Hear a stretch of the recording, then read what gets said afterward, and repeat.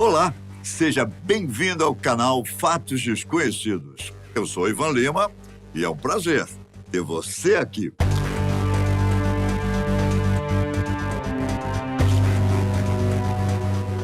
Hoje vamos falar um pouco sobre as explorações do passado e ver que ainda nos dias de hoje elas trazem até nós fatos relacionados aos nossos antepassados, culturas diversas e costumes há muito tempo abandonados, mas que, de alguma forma, colaboraram com o que somos hoje, né? Claro, cada qual em sua região e seus diferentes costumes, não é? Bom, vamos lá. Antes de mais nada, é bom salientar que o que vamos ver a seguir não é uma afirmação do canal Fatos Desconhecidos a respeito da existência de uma civilização, a qual existiu no meio da floresta amazônica, mas sim trazer à cena as teorias que historiadores e outros profissionais sustentam a respeito do assunto e que instigam a curiosidade de muita gente. Se cada um de nós concorda ou não com o apresentado, é puramente de caráter pessoal. Ok? Dito isso, vamos lá. A floresta amazônica tem uma extensão que não abrange somente o Brasil, como também países vizinhos como Bolívia, Colômbia, Equador, Guianas, Peru, Suriname e por aí vai. Assim como os desertos africanos escondiam e ainda escondem diversas relíquias da civilização, por que não há também traços civilizatórios nos confins de uma floresta que não foi completamente explorada, hein? Assim pensam alguns pesquisadores espalhados pelo mundo, entre eles também os brasileiros. Tudo começou com a descoberta de uma trilha denominada Caminho de Piabiru, que, na verdade, é parte de um grupo de caminhos utilizados pelas civilizações indígenas de antes do descobrimento das Américas, inclusive do Brasil. Piabiru foi a designação dada pelo padre jesuíta Pedro Lozano, cujo significado em Tupi-Guarani quer dizer caminho do gramado amassado. Ele teria conhecido parte deste caminho durante as missões da Companhia de Jesus, da qual fez parte como historiador, em suas andanças por alguns países da América do Sul, em meados dos anos de 1700. O caminho de Piabiru é bastante discutido entre os historiadores até hoje, mas é quase consenso que foi usado pelas civilizações da época, ato que criou um corredor entre os Andes e o Oceano Atlântico, passando inclusive pelo solo amazônico. Em seus 3.000 quilômetros de extensão, o caminho cortava também os territórios onde hoje estão os estados do Paraná e São Paulo. Para alguns historiadores, como a jornalista e pesquisadora Rosana Bond, o caminho pode chegar aos 4.000 quilômetros.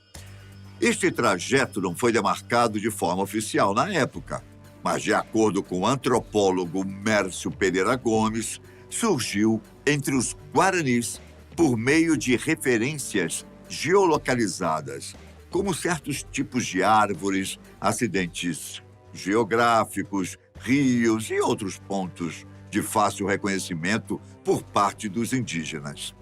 Para ele, a finalidade mais importante do caminho de Piabiru era tornar possível a conexão entre os índios do Atlântico com os do Pacífico, por meio da qual compartilhavam suas diferentes culturas e conhecimentos. Ainda de acordo com a pesquisadora Rosana Bond, um explorador paraguaio de nome Aleixo Garcia teria naufragado na costa catarinense por volta de 1516.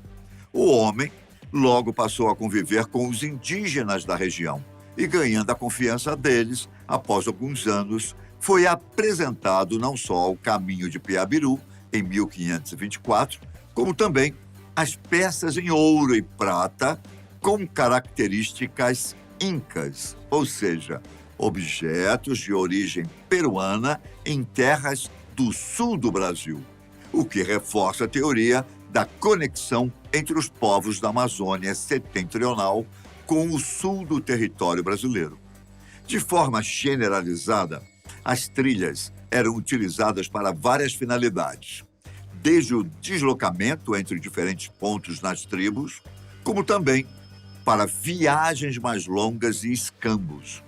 Por meio dessas práticas de troca, os grupos deixavam o que produziam em determinado lugar para mais tarde outro grupo ir ao local e pegar o que fosse do seu interesse, deixando também sua contraparte.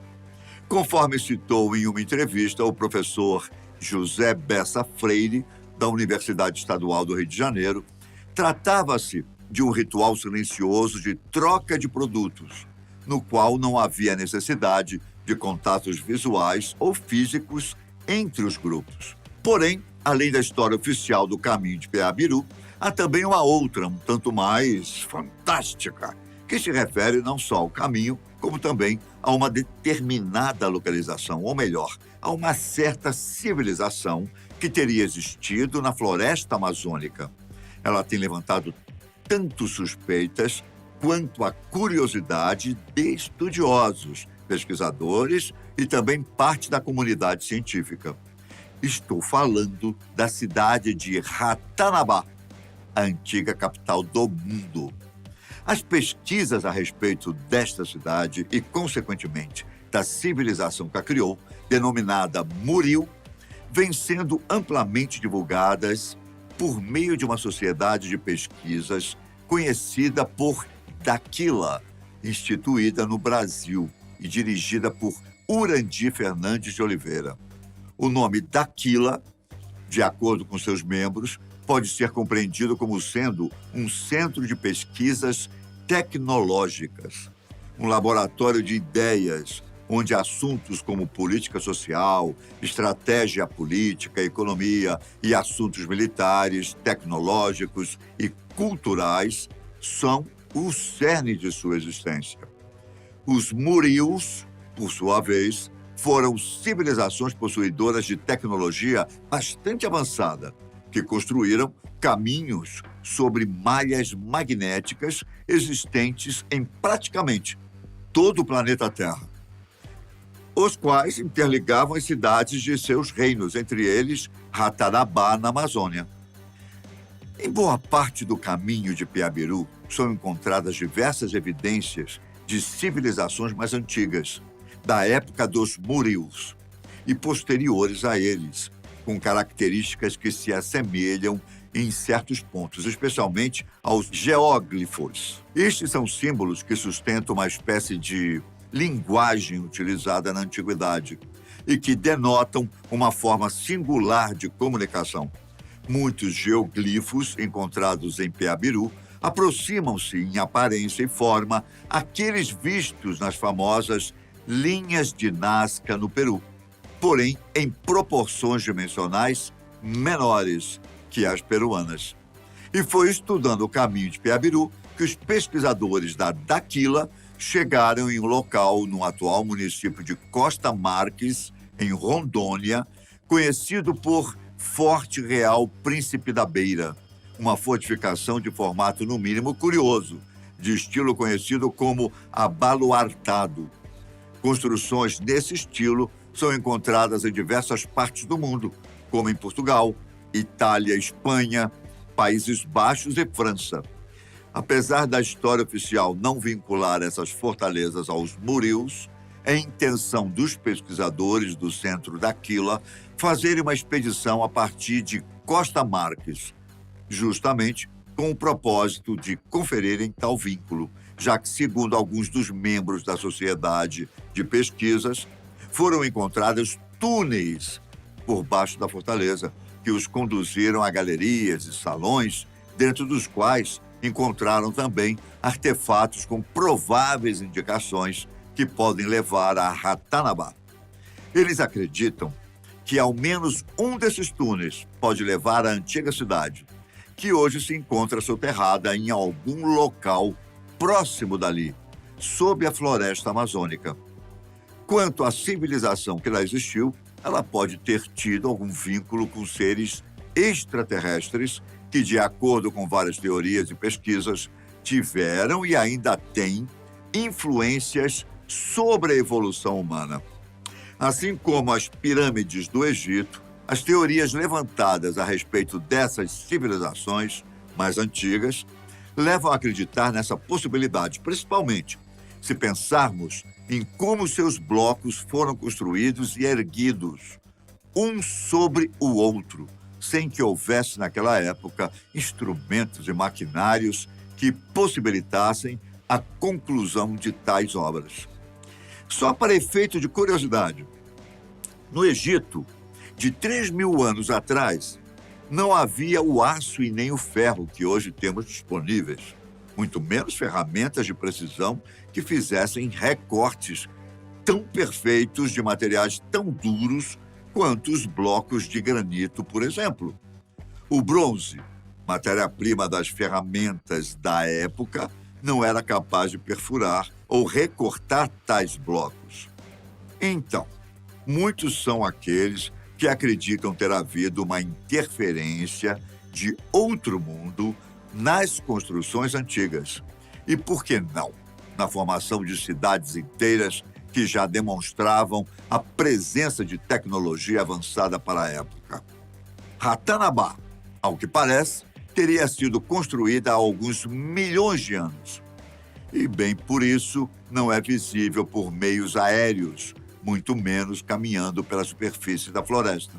Ou seja, a cidade pode estar a centenas de metros abaixo da superfície, dado que, nestes últimos milhares de anos, a própria floresta e as mudanças significativas da geologia do planeta teriam coberto toda a área ocupada pela cidade.